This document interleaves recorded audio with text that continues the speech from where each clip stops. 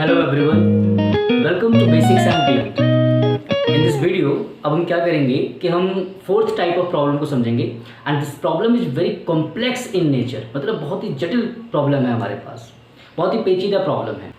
तो प्रॉब्लम कुछ इस तरीके से है that we are provided with the 3 types of rod in series.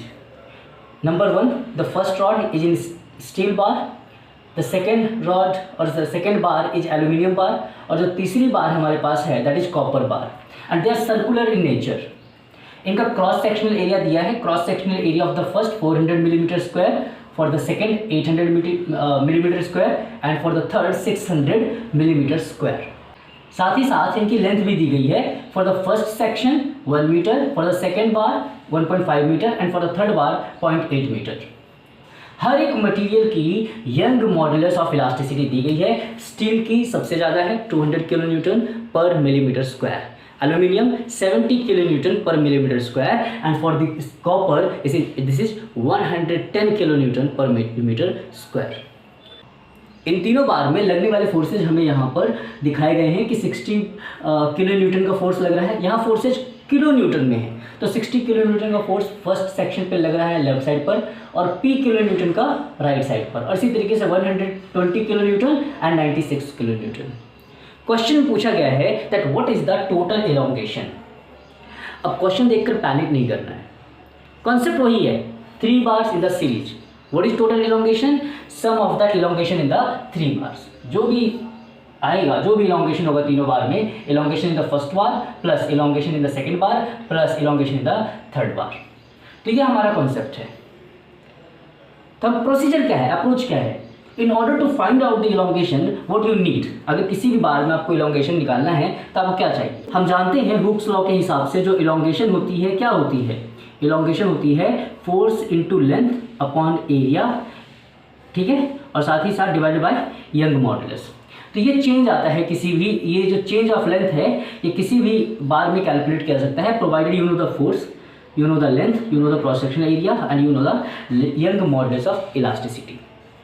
अगर क्वेश्चन को आप ध्यान से देखें तो आप देखेंगे कि तीनों सेक्शन की यंग मॉडुलस दी गई है, नो प्रॉब्लम। तीनों सेक्शन का क्रॉस सेक्शनल एरिया दिया गया है, नो प्रॉब्लम। लेंथ भी तीनों की दी गई है, बट जो फोर्सेज इन पर लगेंगे, जो फोर्सेज इन पर लगेगा, नेट फोर्स लगेगा, वो नहीं दिया गया।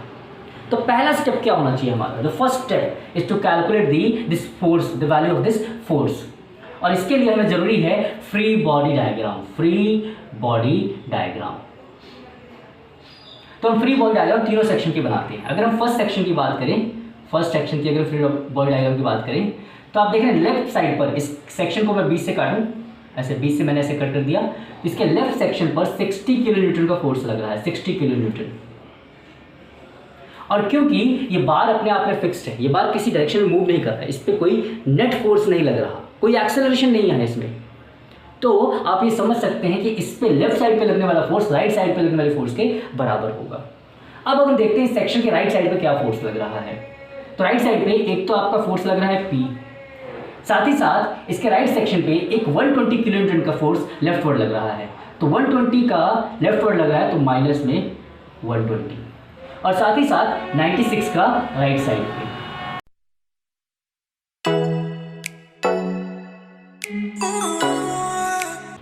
तो इस तरीके से जो P फोर्स हमें मिलकर, जो P फोर्स हमें मिल रही है दिस इज 84 किलो न्यूटन। तो जो P फोर्स हमें यहाँ पे मिल रही है वो किसके बराबर होगी? 84 किलो न्यूटन के बराबर होगी। तो हमें P की वैल्यू तो मिल गई। हमसे क्वेश्चन में जानता कि P की वैल्यू क्या है, P की वैल्यू क्या है? तो P की वैल्यू हमें मिल गई है। P की वैल्यू कितनी है? ये 84 किलो न्यूटन। तो ये तो क्लियर हो गया कि P की वैल्यू 84 किलो न्यूटन है। जैसे P की वैल्यू 84 किलो न्यूटन आई तो P की वैल्यू यहाँ पर प्लेस कर देंगे, तो आपको दिखेगा कि जो फर्स्ट बार है ना, फर्स्ट बार, इस पे जो टोटल फोर्स लग रहा है हमने देखा है कितना लग रहा है लेफ्ट और राइट साइड पे। फर्स्ट बार में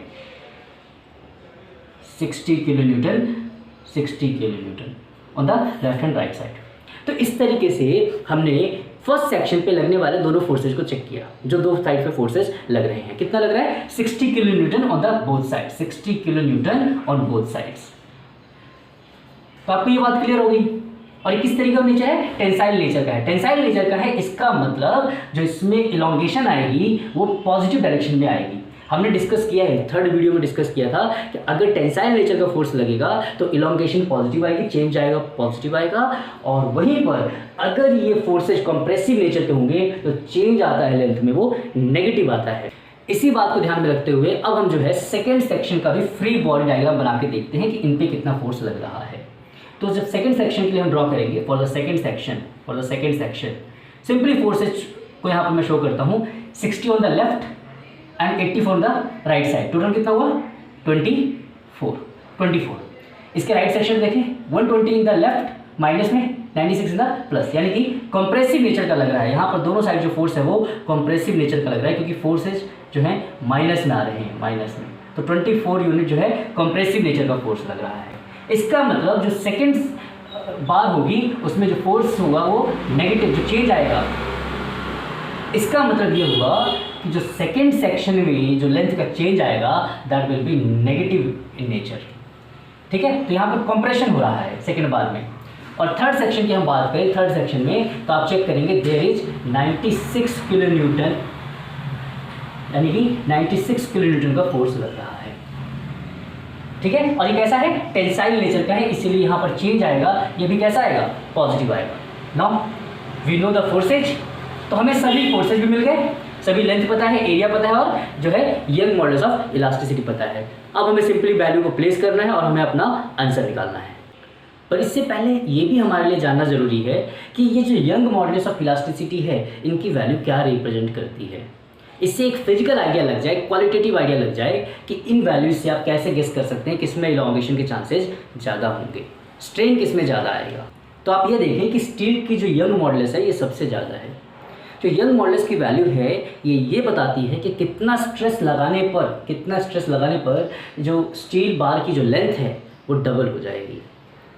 तो इससे एक बात तो क्लियर होती है कि अगर आपको स्टील दिया जाए, एल्यूमिनियम दिया जाए, कॉपर दिया जाए और तीनों पे एक जैसा स्ट्रेस लगाया जाए तो ऐसे केस में सबसे ज़्यादा इलॉन्गेशन जो आएगी वह एल्यूमिनियम में आएगी। क्यों? क्योंकि एल्यूमिनियम में कम स्ट्रेस लगाने पर ही रॉड की लेंथ डबल हो जाएगी, जबकि स्टील में इसके लिए स्ट्रेस की वैल्यू बहुत ज़्यादा होनी चाहिए।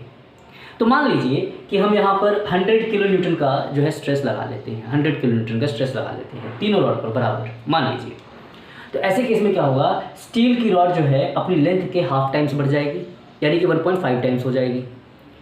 एल्यूमिनियम की रॉड अगर ध्यान से देखें तो 70 लगाने पर डबल हो जाती है, और 100 लगाएंगे तो 30, और इसका मतलब कहीं ना कहीं 1.5 टाइम्स बढ़ जाएगी, यानी ओवरऑल ये 2.5 टाइम्स के आसपास पहुंच जाएगी, 2.5 टाइम्स की। और कॉपर की बात करें तो लगभग अगर कॉपर का 110 है तो इसको 100 मान के चलें तो कॉपर की जो रॉड है उसकी लेंथ जो है डबल हो जाएगी। तो ये फ़र्क पड़ता है यंग मॉडल्स का। अगर मटेरियल सेम है तो यंग मॉडल सेम लेते हैं, बट क्योंकि मटेरियल अलग अलग है तो सभी के लिए हमें वैल्यूज़ अलग अलग लेनी है। अब हमें सिंपली जो है इन वैल्यूज़ को यहाँ पर प्लेस करना है। तो क्या करेंगे, तो हम लिखेंगे delta overall change in length equals to change for the first section. Force कितना है 60 किलो न्यूटन। तो फोर्स हो गया 60 किलो न्यूटन इंटू लेंथ कितनी दी है 1 मीटर। अब आपको यूनिट का भी बहुत ख्याल रखना है। आपने देखा है कि यंग मॉडल्स में जो एरिया की यूनिट है मिलीमीटर स्क्वायर में है, यहाँ पे एरिया की यूनिट मिलीमीटर स्क्वायर में दी गई है, बट यहाँ पे लेंथ की यूनिट है दिस इज इन मीटर।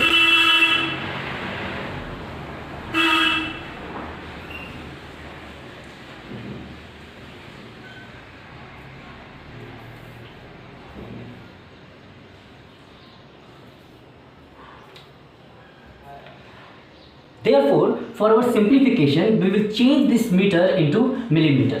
तो हम क्या कर रहे हैं 60 इंटू 1000 मिलीमीटर। एक मीटर में कितने मिलीमीटर 1000 मिलीमीटर। तो 60 into 1000 millimetre this was the length of the first bar upon area कितना दिया है 400 मिलीमीटर स्क्वायर, और साथ ही साथ upon Young models of elasticity कितना दिया है स्टील का, this first was the steel 200 kilo newton per millimetre square, 200 kilo newton into 200 kilo newton per millimetre square. तो ये सभी जगह पे हमने यूनिट्स को सेट कर दिया है, साथ ही साथ माइनस डेल 1 माइनस डेल्टा 2।